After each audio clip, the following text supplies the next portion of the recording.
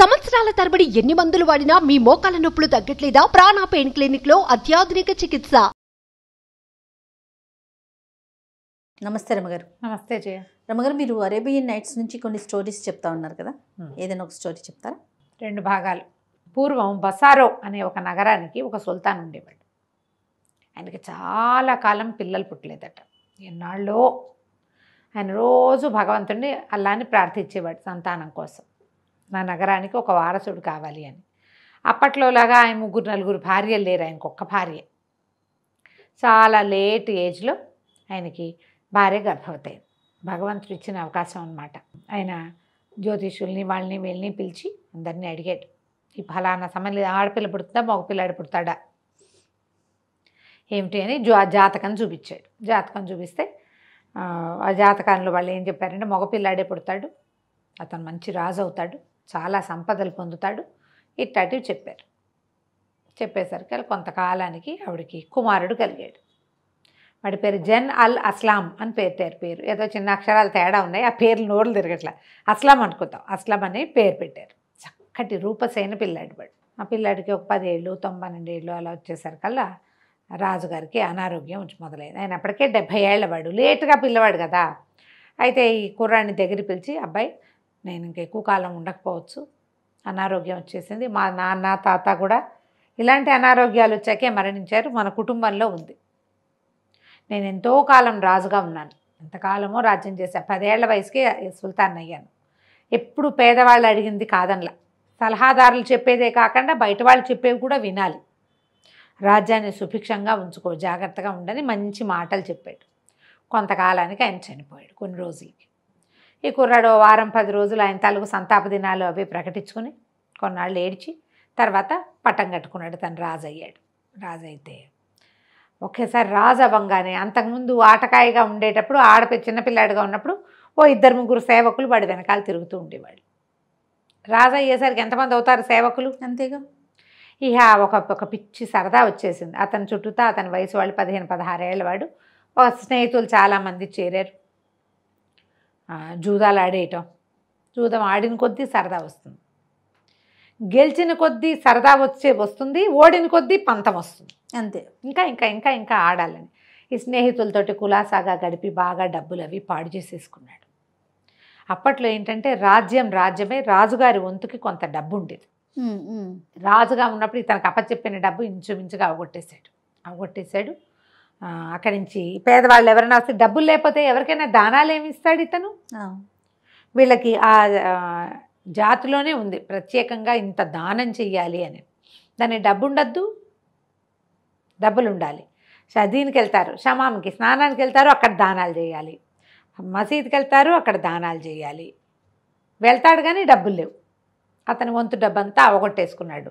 వచ్చే నెల రాజుగారికి కేటాయించే డబ్బు కూడా బాకీలు అంటించాడు. ఒకరోజు వాళ్ళ అమ్మ పిలిచి బాగా కేకలేసింది, నువ్వు రాజుగా పనికిరావు, మీ నాన్న ఇట్లా చేయలేదు, నువ్వు నీతో పాటు నన్ను కూడా నరకంలోకి ఈడ్చేలాగా ఉన్నావు, దానం చెయ్యని వాడు అసలు మనిషే కాదు ఇస్లాంలో, ఇట్లా చేస్తున్నామని బాగా గట్టిగా కేకలేసింది. చాలా దుఃఖపడిపోయాడు, పేదవాడైపోయాడు. ఇంతలో ఏమైంది, మెల్లిగా రాజ్యంలో సలహాదారులు వాళ్ళు డబ్బులే లేని రాజుగారిని ఏం ఇది చేస్తారు, తిరుగుబాటు మొదలుపెట్టారు, తిరగబడిపోవటం మొదలెట్టారు. ఇతను ఎక్కడికైనా వెళ్తుంటే దారిపోయి అక్కడ ఇక్కడ ఉండే ముష్టి వాళ్ళు అడుక్కునే వాళ్ళు ఉంటారా, ఫకీర్లు శాపనార్థాలు పెట్టేవాళ్ళు పిల్లల్ని. వీళ్ళేమో మాట వినేవాళ్ళు కాదు. దాంతో క్రమంగా వెయిట్ పోగొట్టుకున్నాడు రాజ్యంలో.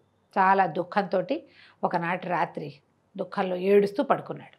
నేను ఎందుకు ఇలా చేశాను, పొరపాటు చేశాను, నేను తప్పు చేశాను, నేను ఇలా చేసి ఉండకూడదని అన్నం నీళ్లు తీసుకోకుండా ఉండిపోయేట కొన్ని రోజుల పాటు.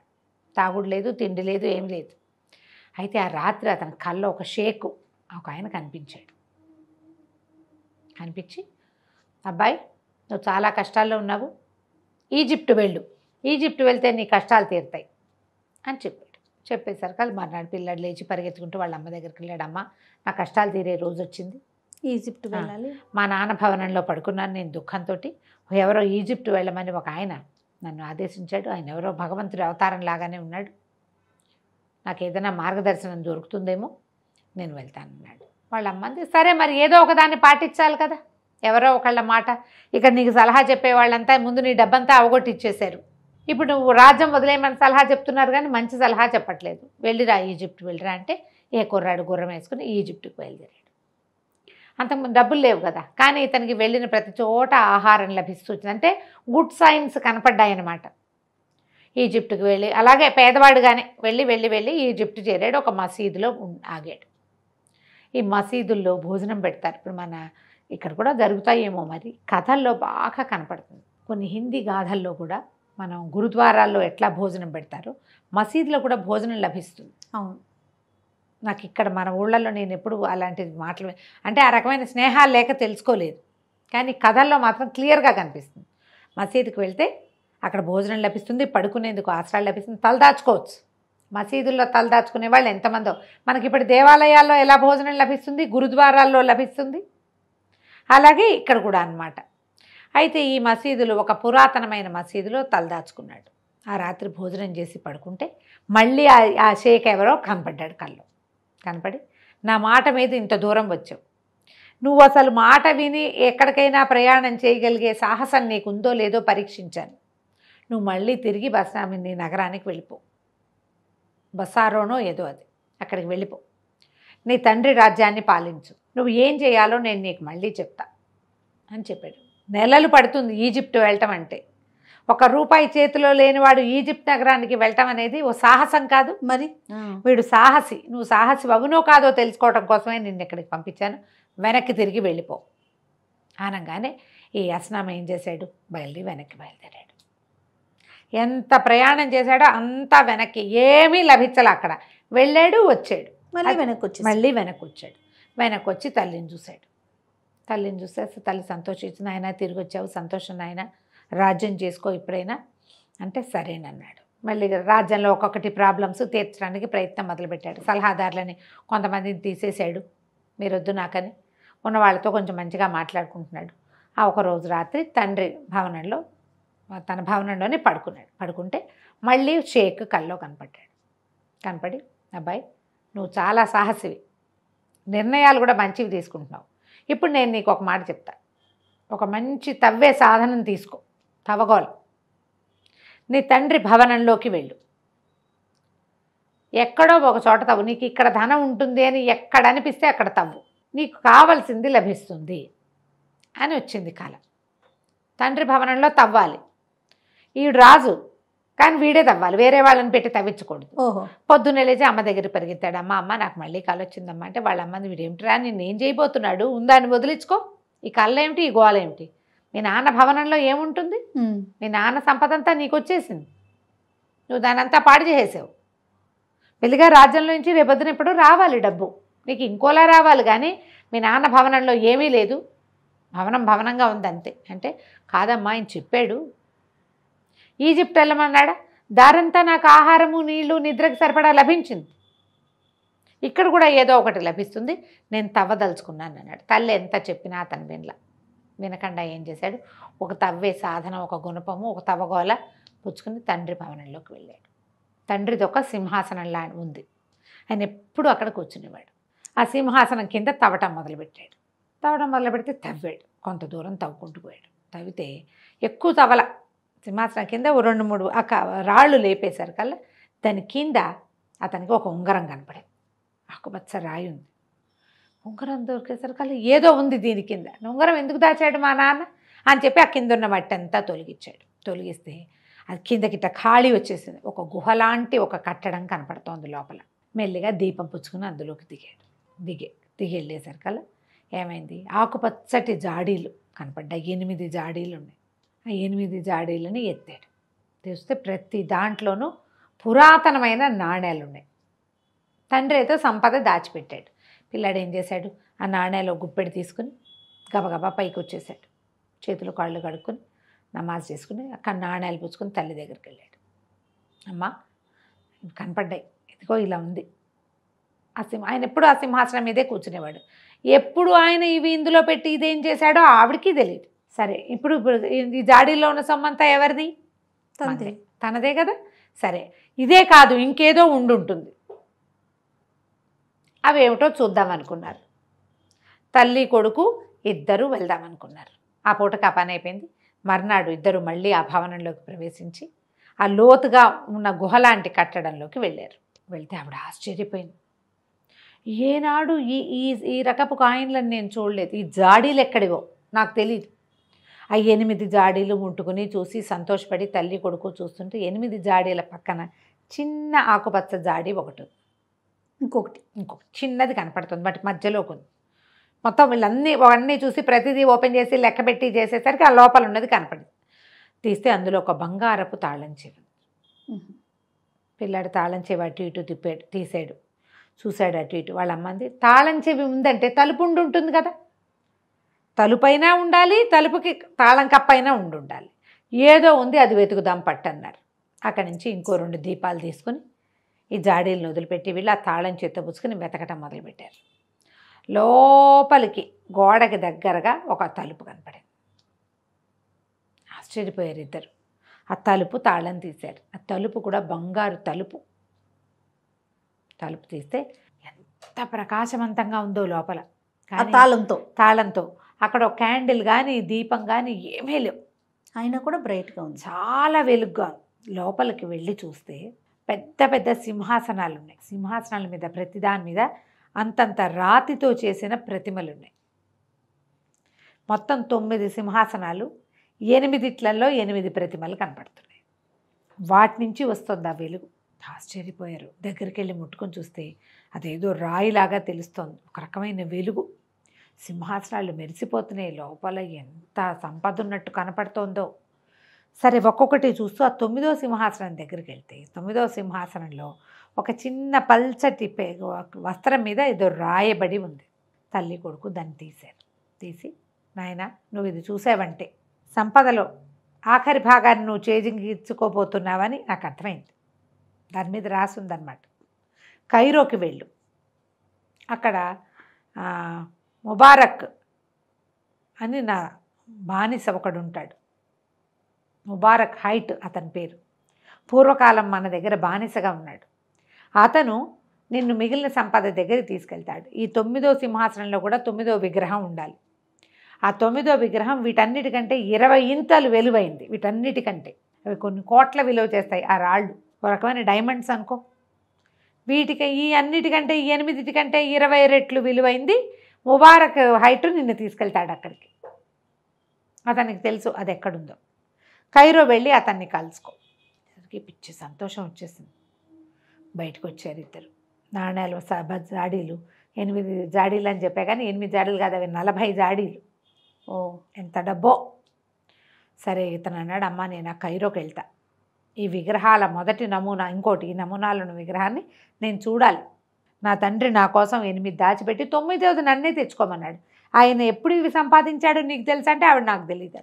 ఇది ఎప్పుడు నిర్మించబడిందో, ఆయన ఏనాడు ఇక్కడికి వెళ్ళి ఇట్లా చేశాడో నాకు ఏ సమాచారము ఇవ్వాల, నాకు తెలీదు. ఇప్పుడు ఆ ముబారక్ అన్నవాడు ఈవిడకు కూడా తెలియదు. సరే ఇతను కైరో నగరానికి బయలుదేరాడు. కైరోలో ఈ ముబారక్ కోసం ప్రయత్నం చేశాడు. చేసేసరికల్లా ఒక భవనం చూపించారు. ముబారక్ హైట్ అయింది. ఈయన చాలా సంపద ఉన్నవాడు. బాగా దానాలు చేస్తాడు ఆయన, విరివిగా అన్నదానాలు బాగా చేస్తాడు. ఎవరు వచ్చినా ఏది అడిగినా ఇస్తాడు. వెళ్ళి తలుపు కొడితే ఒక నీగ్రో బానిస ఒకడు తలుపు తీశాడు. నేను ముబారక్ హైట్ని చూడడానికి వచ్చాను అని చెప్పాడు. చెప్పేసరికల్లా సరే మేము చాలా అదృష్టవంతులం, మీలాంటి మహానుభావులు మా ఇంటికి వచ్చి అలా మాట్లాడతారనమాట వాళ్ళు. రండని లోపలికి తీసుకెళ్ళాడు. ఓ చోట కూర్చోబెట్టాడు. ఆ ముబారక్ అన్న ఆయన బాగా 7 అడుగులు పొడుగు, బ్రహ్మాండంగా ఉన్నాడు. ఆయన వచ్చేసరికల్లా ఇతను ఏం చెప్పాడంటే, నేనే ముబారక్ హైట్ని, మీకు ఏం కావాలో ఏం కోరుకుంటున్నారో చెప్పండి అంటే, నేను బసారో సుల్తాన్ కుమారుణ్ణి అన్నాడు. అతను ఆశ్చర్యపోయాడు. బసారో సుల్తాన్ కొడుకా? నాకు తెలిసి ఆయనకి సంతానం లేదు, అన్నాడు. అనేసరికల్లా మీరు బసారో సుల్తాన్ నుంచి బయటకు వచ్చి ఎంతకాలం ఏంటంటే 20 సంవత్సరాలు అయింది. 20 ఏళ్ల క్రితం ఈ ముబారక్ హైట్ అనేవాడు బసారో సుల్తాన్ దగ్గర బానిసగా ఉండేవాడు. స్నేహితుడికి మించిన ఇది ఉండేది వాళ్ళ మధ్యలో. 20 ఏళ్ల తర్వాతే నేను జన్మించాను. నాకు ఇప్పుడు 18 నుండి 19వ సంవత్సరమే వచ్చిందని చెప్తాడు. చెప్పేసరికల్లా సరే అయితే నువ్వే నా సుల్తాన్ కుమారుడు అని నేను ఎట్లా నమ్మాలంటే, మా నాన్న భవంతిలో సింహాసనం కింద కొన్ని రాళ్ళు తీస్తే అక్కడ ఒక ఆకుపచ్చ రాయి ఉన్న ఉంగరం దొరికింది. ఇదిగో అని ఉంగరం చూపించి ఆ లోపలికి దిగితే 40 జాడీలతో పురాతనమైన బోల్డన్ని నాణేలు ఉన్నాయి. లోపల సింహాసనం ఉంది, సింహాసనాలు ఉన్నాయి. వాటిల్లో 8 విగ్రహాలు ఉన్నాయి, 9వ దాంట్లో లేదు. ఆ 9వ విగ్రహం కోసం నీ దగ్గరికి వెళ్ళమని నా తండ్రి ఒక కాగితం రాసి పెట్టాడు. ఒక వస్త్రం మీద రాయబడి ఉంది అది. నేను అది చూసే వచ్చానన్నాడు. అనగానే సంతోషంగా అతను బయటగా భగవా వంగి ఈయన కాళ్ళు పట్టుకుని అతని పైకి లేవనెత్తి, చిన్నప్పుడు ఎత్తుకోవాల్సింది అప్పుడు ఎత్తుకోలేకపోయిన ఇప్పుడు ఎత్తుకుంటాను, నువ్వు ఖచ్చితంగా నా ప్రభువు కుమారుడివే, కానీ అది నీకు అవసరమా? నువ్వు చిన్నపిల్లాడివి. మీ తండ్రి ఎంతో కష్టపడి సాహసయాత్రలకు వెళ్ళి ఆ 8 సాధించాడు, ఆ నాణ్యాలన్నీ సాధించాడు. ఆయన చాలా పెద్దవాడు, నువ్వు చూస్తే పసి బాలకుడివి, నీకు ఇప్పుడు అవసరమా అది అంటే ఇతను ఒప్పుకోలే. నాకు అవసరం, నేను ఎప్పుడు చూశానో అప్పుడు చేయమనే కదా ఆజ్ఞ. 10 ఏళ్ళ తర్వాత 25 ఏళ్ళ తర్వాత మా నాన్నంత పెద్దవాడయ్యాక నాకు ఈ సాహసం ఉంటుందో ఉండదో, నాకు ఇప్పుడు తెలుసుకోవాలని ఉంది, తీసుకురావాలని ఉంది. నువ్వు ఏం చెబితే అది చేస్తానన్నాడు. సరే ముందు ఈ ఊళ్ళో ఉన్న వాళ్ళందరికీ నేను పరిచయం చేస్తానని అక్కడి నుంచి ఈ ఊళ్ళో కైరోల్ నగరంలో ఉన్న పెద్ద పెద్ద వాళ్ళందరికీ కబురు చేశాడు. ఓ విందిస్తున్నావు, మా సుల్తాన్ కుమారుడు వచ్చాడు, సుల్తాన్ బసారా సుల్తానే నాకు ఈ సంపద అంతా ఇచ్చాడు అని చెప్పి అందరికీ ఉత్తరాలు రాయించాడు. సాయంకాలం చాలా పెద్ద విందు జరిగింది. అందరూ ఆశ్చర్యపోయారు కుర్రాన్ని చూసి, చిన్న పిల్లవాడని. అది చాలా సంతోషించారు. కొద్ది రోజులు విందులు వినోదాలు అయ్యాక అప్పుడు మెల్లిగా బయలుదేరారు వీళ్ళు. తను చెప్పాడు, దీనికి చాలా పెద్ద ప్రయాణం ఇది, నేను ఎన్నిసార్లు చేసిందే, అక్కడ దాకా తీసుకెళ్తా, చివరి పని నీది. సరే ప్రయాణం అయ్యారు. ఎక్కడో ఎక్కడో వెళ్ళి వెళ్ళి వెళ్ళి వెళ్ళి వెళ్ళి వెళ్ళి చివరికి ఒక కొలను దగ్గరికి చేరారు. ఇతను ఉంగరాన్ని ఆ కొలంలో వేసాడు, ఆ ఆకుపచ్చ ఉంగరాన్ని వేసి ఏం చెప్పాడంటే, నువ్వు ఈ కొలను దాటడానికి ఒక చెరువు లాంటిది, పెద్దదే, చిన్నది కాదు, అది చాలా పెద్దది, దాటడానికి ఒక పడవ వస్తుంది, గంధపు చెక్కలతోటి అట్లాంటి చెక్కలతోటి చేసిన ఒక పడవ. ఒక్క మాట కూడా మాట్లాడద్దు, అస్సలు మాట్లాడకూడదు, నిశ్శబ్దంగా ఉంటుంది అని చెప్పాడు. సరే ఇంతకీ ఒక పడవ వచ్చింది దగ్గరికి. ఎంత బాగుందో, సుగంధాలు ఈనుతోంది, అందులోంచి గంధపు వాసన వస్తుంది. గంధపు చెక్కలు తడి తగిలేసరికి తడి వాసన వస్తుంది కదా, ఆ నీళ్ళ మీద ఉండటం వల్ల ఎంతో అద్భుతంగా దంతంతో అలాంటి వాటితో పని చేయబడి చక్కగా ఉంది ఆ పడవ. ఆ పడవలో నావికుడు ఒకడు కూర్చుని ఉన్నాడు. వాడు సింహం శరీరము, పులి తల ఉంది వాడికి. మాట్లాడకుండా ఉండాల్సింది, అది మింగేస్తుంది. వీళ్ళిద్దరూ ఎక్కి ఆ పడవలో కూర్చున్నారు. ఎంత నిశ్శబ్దంగా వెళ్ళారో. వెళ్ళగా వెళ్ళగా వెళ్ళగా వెళ్ళగా ఎంతోసేపటికి వెళ్ళాక ఎప్పటికో వెళ్ళిన తర్వాత ఒక ప్రత్యేకమైన ప్రదేశంలోకి చేరారు. అక్కడ ఒక పెద్ద తోటలాగా ఉంది. ప్రతి చెట్టు బంగారపు చెట్టే, దాని నిండా మణిలో మాణిక్యాలు వేళ్లాడుతున్నాయి, పగడాల పువ్వులు ఉన్నాయి వాటికి. ఎంతో విచిత్రంగా ఉంది. అక్కడ కనపడుతున్న వాళ్ళు ఎవ్వరూ మనుషుల్లాగా లేరు, అదొక జిన్ లోకం. ఇవి భూతాలు కావచ్చు. ఇక వెళ్ళాడు లోపలికి. ముబారక్ హైట్ ఆగిపోయాడు. ఈ తర్వాత నాకు ప్రవేశం లేదు, నువ్వు ఒక్కడివే ప్రయాణించు లోపలికి. లోపలికి వెళ్తే ఎంత విచిత్రంగా, వింతగా, ఆశ్చర్యకరంగా ఉందో అదంతా. పిల్లాడు ఎగ్జైట్ అయిపోయి ఎక్కడ ఆగల, చూస్తున్నాడు, చూస్తూ వెళ్ళాడు. వెళ్ళేసరికల్లా ఒక 10 అడుగులు ఎత్తున్న మహాద్భుత సౌందర్యవంతుడుగా ఉన్న ఒక మనిషి తనకు కనిపించాడు. మనిషి కాదు, దైవమే, ఎవరో ఒకడు, ఈ జిన్నుల నాయకుడు. ఇతను చూడంగానే కాహా అని దగ్గరికి తీసుకున్నాడు. బసారో రాకుమారుడు కదా నువ్వు, ఈ సాహసం నాకు నచ్చింది, ఇంత చిన్న వయసులోనే ఇలాంటి ప్రయత్నం చేసావు. మీ తండ్రి, నువ్వు నా కుమారుడు తప్పక వస్తాడని చెప్పాడు. మీ తండ్రి నాకు ఎంతో స్నేహితుడు, అతను చాలాసార్లు నన్ను కలవడానికి వచ్చాడు. అతను నన్ను కలిసినప్పుడల్లా నేను ఒక విగ్రహం ఇచ్చాను. అవి 8 విగ్రహాలు అతని దగ్గర ఉన్నాయి, నువ్వు చూసుంటావు అది. నువ్వు ఇప్పుడు 9వ విగ్రహం కోసం వచ్చావు. 9వ విగ్రహం నేను నీకు ఇస్తాను, నువ్వు పట్టుకెళ్ళచ్చు. నీ సంపద ఎప్పటికీ వృద్ధి పొందుతుంది. కాకపోతే దానికి బదులుగా నువ్వు నాకేమి ఇస్తావో చెప్పు అని అడిగితే, నీకేం కావాలంటే అది ఇస్తానన్నాడు. అయితే నాకు ఒక 15 ఏళ్ళ అమ్మాయి, అనాఘ్రాత పుష్పం, అది ఎవరు మగవాళ్ళ పొలకు కూడా తెలియని పిల్ల కావాలి. అది ఏడవకూడదు, కష్టపడకూడదు, దుఃఖపడకూడదు, చక్కగా ప్రశాంతంగా నా దగ్గరికి వచ్చేయాలి. అలాంటి ఒక పిల్లని తీసుకొచ్చి ఇవ్వు నాకు. 9వ విగ్రహం నీకు అక్కడికి వచ్చేస్తుంది, నీ 9వ విగ్రహం నీకు లభిస్తుంది. కానీ నువ్వు నాకు ఒక అమ్మాయిని అప్పచెప్పాలి. ఒకవేళ ఆ అమ్మాయిని కనుక అప్పచెప్పకపోయినా, ఆ పిల్లని కష్టపెట్టినా, బలవంత పెట్టినా, ఏడిపించినా నీ 8 రాళ్ళు వెనక్కి వెళ్ళిపోతాయి. సంతోషంగా ఇక్కడ ఎవడో జిన్నున్నాడు వాడి దగ్గరికి వెళ్ళంటే ఏ పిల్ల వస్తుంది? అదే కదా. అట్లాగే తీసుకురావాలి నాకు నువ్వు అని చెప్పాడు. చెప్పేశారు కల్లా ఒప్పుకున్నాడు. మరి ఇక్కడ దాకా వచ్చాక ఇప్పుడు కాదు కూడదంటే వాళ్ళు ఏం చేస్తారో మనకేం తెలుసు, బయటికి వెళ్ళనివ్వకపోతే. సరే ఆయన మళ్ళీ ఆకుపచ్చ ఉంగరం ఇతను వేలికి తొడిగాడు. ఈ ఉంగరం నీ దగ్గరే ఉంచుకో, ఇది ఎంతో అదృష్టాన్ని తెస్తుంది, ఇది ఉండటం వల్లే మీ నాన్నకి నువ్వు కలిగావు అని చెప్పి పంపించేశాడు వెనక్కి. ముబారక్ హైట్ బయట బయచి ఉన్నాడు. మళ్ళీ ఇద్దరు ఆ సింహం మొహము, సింహం శరీరము, పులితలా ఉన్నవాడు పడవ నడుపుతుండగా ఎక్కి కూర్చున్నారు, మాట్లాడకుండా కూర్చున్నారు. బయటకు వచ్చాక ఇంకా వీళ్ళకి ఆ పడవ నిండా అంతులేని సంపద ఇచ్చారు వాళ్ళు, ఆ జిన్నులు. ఆ పడవలో ఉన్న సంపద అంతా వీళ్ళు తెచ్చుకున్న గుర్రాల మీదకి మార్చుకున్నారు. ఎంత డబ్బో! సేవకులు వాళ్ళు వీళ్ళు బోళ్ళంత మంది మోసేందుకు పని వాళ్ళని పెట్టుకుని ఆ సంపద అంతా మోసుకొచ్చుకున్నారు కైరోకి. అప్పుడు ఇతను ఏం చెప్పాడంటే, నాకు ఒక అమ్మాయి కావాలి పెళ్లి చేసుకోవటానికి, 15 ఏళ్ల పిల్ల, చాలా అందంగా ఉండాలి, మగవాళ్ళ మొహం కూడా ఎరగని పిల్ల కావాలి నాకు, దానికి ఏం తెలియకూడదు, అలా ఉన్న వాళ్ళని వెతకమన్నాడు. అయితే అప్పుడు అతను ఆ జిన్ను ఇతనికి ఏం చేశాడంటే, జిన్ దగ్గర కదా ఈ డిస్కషన్ అంతా వచ్చింది. ఈ అబ్బాయి అన్నాడు, నీకు అందమైన పిల్లని తెస్తా, ఏడిపించకుండా తెస్తా, ఆ పిల్ల ఏ మగవాళ్ళ సంగతి దానికి తెలియదు అంటానికి నాకు ఎట్లా తెలుస్తుంది? ఆ మనసులో దూరి నేను తెలుసుకోలేను కదా. ఆడపిల్లలకి 12-13 ఏళ్ళు రాగానే మగపిల్లవాళ్ళ మీద దృష్టి మరలుతూ ఉంటుంది. తండ్రికి అన్నదమ్ములు కజిన్స్ వాళ్ళతో తిరుగుతారు, మగ స్పర్శలు తెలుస్తాయి వాళ్ళకి. అలా ఎలా తెలుస్తుందంటే, ఆ జిన్ను దేవుడు అంటే నాయకుడు ఒక అద్దం ఇచ్చాడు వీడికి. ఆ అద్దంలో కనుక నువ్వు ఆ అమ్మాయిని అద్దంలో చూసావంటే, ఒకవేళ ఆ పిల్ల చాలా పవిత్రమైన పిల్ల అయితే అమ్మాయిగానే కనపడుతుంది, లేకపోతే మసకగా కనిపిస్తుందని అద్దం ఇచ్చాడు. ఈ కుర్రాడు అద్దం కూడా తెచ్చుకున్నాడు. అక్కడి నుంచి నాకు ఒక అద్భుతమైన అమ్మాయి కావాలి, మగవాళ్ళ పరిచయాలు లేనిది, చక్కటిది, సౌందర్యవతి, చెప్పిన మాట వినేది, బుద్ధిమంతురాలైన పిల్ల కావాలంటే ఇక ఎన్ని పెళ్లి సంబంధాలు చూశారో ఆ కైరో నగరంలో. ప్రతి పిల్లని మనవాడు చూడాలి, అద్దంలో చూడాలి, చూస్తే పిల్ల మసగ్గా కనపడుతుంది. ఇక వెతికారు కుదరలా. ఊరికే చూస్తున్నాడని పేరు వచ్చేసింది కైరోలో. ఇతను అన్నాడు, ఈ కైరో నగరం వద్దు బాబు, వద్దు, మనం వేరే చోటకి ప్రయాణం చేద్దాం, రకరకాల నగరాలకు వెళ్దామని ఇంకో నగరానికి షిఫ్ట్ అయ్యారు. వాళ్ళు డబ్బులు ఉన్నాయి కదా వీళ్ళకి.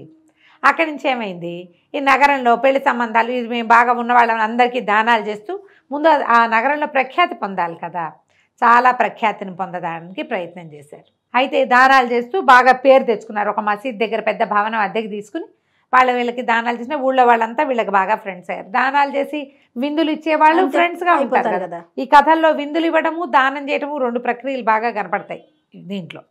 సరే ఏమైంది, ఆ మసీదులో ఒక ఇమాం అనమాట. ఇమాం అంటే బోధకుడు ఎవరో ఉండుంటారు. అతనికి చాలా అసూయ వచ్చింది, వీళ్ళు ఏంటి ఇంతంత అమ్మేస్తున్నారు, ఇంతంత పోసేస్తారు దానాలు, ఇన్ని ఇచ్చేస్తున్నారు, వీడికి ఎక్కడి నుంచి వచ్చింది ఈ డబ్బంతా, వీడు చూస్తే ఎంతో బాగున్నాడు, ఆయన చూస్తే పెద్ద మనిషిలే ఉన్నాడు, ఊళ్ళో వాళ్ళంతా వీళ్ళకి దాసోహంగా ఉన్నారని అతను ఏం చెప్పడం మొదలుపెట్టాడు అందరికీ, ఇదేంటి సరైనది కాదల్లే ఉంది, వీళ్ళు మోసకారులుగా ఉన్నారు, వాళ్ళ మాటలు నమ్మకండి అని ఇలాంటి మాటలు చెప్పడం మొదలెట్టాడు. ఈ ముబారక్ హైట్ తెలుసుకున్నాడు. ఓ రోజు ఆ ఇమాముని పిలిచి, మా ప్రభువు మీకు చాలా డబ్బు ఇవ్వాలనుకుంటారు, మీ అంత అద్భుతమైన వాళ్ళు లేరని కొంచెం డబ్బులతో కొట్టి అతన్ని లైన్లో పెట్టుకుని మాకు ఒక అద్భుతమైన సౌందర్యవతి అయిన పిల్ల కావాలి, మా యజమాని వివాహం చేసుకోవాలనుకుంటున్నాడు అంటే ఇప్పుడు ఈ ఇమాం ద్వారా కుదిరింది అది. సరే వాళ్ళు ఏం చేశారు, ఒక 5-6 పెళ్లి సంబంధాల్లో ఒక అద్భుతమైన పిల్ల అమ్మాయిని చూపించారు. మా యజమానిని చూశారు కదా, చిన్నవాడు, ఆయనకి చిన్న వయసు అమ్మాయి కావాలి, ఆయన స్త్రీ సహచర్యం ఉన్నవాడు కాదు, అట్లాగే పురుష సహచర్యం లేనిది, ఏ స్నేహాలు లేని పిల్ల కావాలి అని అడిగేసరికల్లా పిల్లని చూపించాడు ఆ ఇమాం. ఇతను పోయి అద్దంలో చూశాడు. అద్దంలో క్లియర్గా కనిపిస్తుంది అమ్మాయి, అంటే ఇది చాలా మంచిది. ఇక పిల్లని చూస్తే ఎంత సౌందర్యవతో, మన కుర్రాడే అసలమే ప్రేమలో పడ్డాడు ఆ అమ్మాయితోటి. కానీ ఏమనుకున్నాడు, అతనికి ఏం మాట ఇచ్చాడు, మగవాళ్ళ ఇది ఉండకూడదు, ఇప్పుడు నేను ప్రేమించి దీని చుట్టూతా తిరిగితే ఇది మాసిపోతుంది పిల్ల, అక్కడ ఎట్లా సమాధానం చెప్తాం, అందుకని సరే పెళ్లి చేసుకుంటానని చెప్పాడు. ఆ అమ్మాయి దగ్గరికి వెళ్ళేవాడు కాదు, జాగ్రత్తగా ఉండి పెళ్లి చేసుకున్నాడు. వాళ్ళేమో అబ్బో ఇంత సంపద ఉన్న వాడికి ఇచ్చామని వాళ్ళు చాలా సంతోషించారు. ఆ పిల్లని తీసుకుని మా ఊరు వెళ్తామని బయలుదేరాక దారిలో 2-3 రోజులు గడిచేసరికల్లా ఆ అమ్మాయితోటి స్నేహంగా, పిల్లలకి తెలుసు 15 ఏళ్ల పిల్లకి అబ్బాయి ఇచ్చి తనతో మాట్లాడతాడు, అవి తెలుసుకుంటారు. కానీ ఆ పిల్ల దగ్గరికి ససేమిరా వెళ్ళేవాడు కాదు వీడు. ఆ ముబారక్కి చెప్పాడు, నువ్వు నన్ను కాపాడు, నేను ఆ పిల్ల వైపుకి పడిపోకుండా, ఎందుకంటే మనం ఇట్లా పవిత్రంగా ఉన్న కన్యని అతనికి అర్పిస్తామని ప్రామిస్ చేశాం. ఓ వారం 10 రోజులు గడిచేసరికి ఆ పిల్లకి తనకి వీడు దాన్ని భర్త అవాయిడ్ చేస్తున్నాడని తెలిసిపోయింది.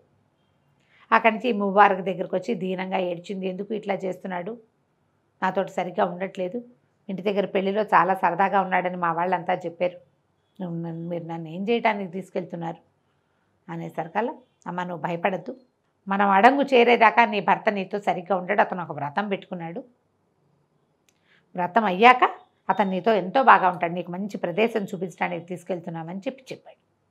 అక్కడికి తీసుకుపోయారు. తీసుకెళ్ళిన తర్వాత ఇతడికి చాలా బాధగా ఉంది అస్లంకి. కానీ ఏం చేస్తాడు, ఆ పిల్లను కూడా పడవెక్కించి కూర్చోబెట్టుకున్నాడు. ఆ పిల్ల బిక్కు బిక్కుమంటూనే కూర్చుంది. కానీ ఆ ముబారక్ చెప్పాడు, ఆయన చాలా పెద్ద మనిషి కదా, పెళ్లి కుదిర్చినవాడు, నీకేం భయం లేదు, నిన్ను మంచి ప్రదేశం చూపిస్తాడు అని చెప్పేసరికల్లా ఆ పడవలో ప్రయాణం ఆ పిల్లకి ఇష్టం. ఇక భయంగా లేకుండా ఆ అవతల నడుపుతున్న వాడిని చూడకుండా చక్కగా పడవ ప్రయాణాన్ని, వస్తున్న గంధపు వాసనని ఆస్వాదించి ఆ జిన్ను లోకానికి చేరిపోయింది. ఇతను ఏం చేశాడు, ఆ అమ్మాయిని నువ్వు ముందు నడు అని చెప్పి ఆ ముందు పంపించి ఆ జిన్ను ప్రభువు కనపడంగానే ఆయనకు చెప్పాడు, నేను నీకు ప్రామిస్ చేసినట్టుగా అమ్మాయిని తీసుకొచ్చాను, కావాలంటే అద్దంలో చూడని అద్దంలో చూపించాను. అద్దంలో ఫెయిర్గా పిల్ల చక్కగా బొమ్మలాగా కనపడతాడు. తర్వాత దుఃఖాన్ని అణుచుకుంటూ ఏం చేయాలో తెలియక వాళ్ళు తనకు మోసిస్తున్న అపారమైన సంపదని మోసుకుంటూ మళ్ళీ పడవెక్కి వెనక్కి తిరిగి వచ్చేసాడు. పిల్లని అప్పచెప్పేశాడు భార్యని. అక్కడ ఆ అమ్మాయి కూడా అక్కడికి వెళ్ళాక భర్త మంచి ప్లేసులు చూపించి బాగుంటాడు అనుకుంది కదా, అందుకని అది నవ్వుతూ మామూలుగానే, అది అమ్మాయి ఏమి ఏడవటం దుఃఖంగా లేదు పిల్ల. అది ఏడవటం మొదలుపెట్టిందంటే వీడి పని ఆగిపోయింది.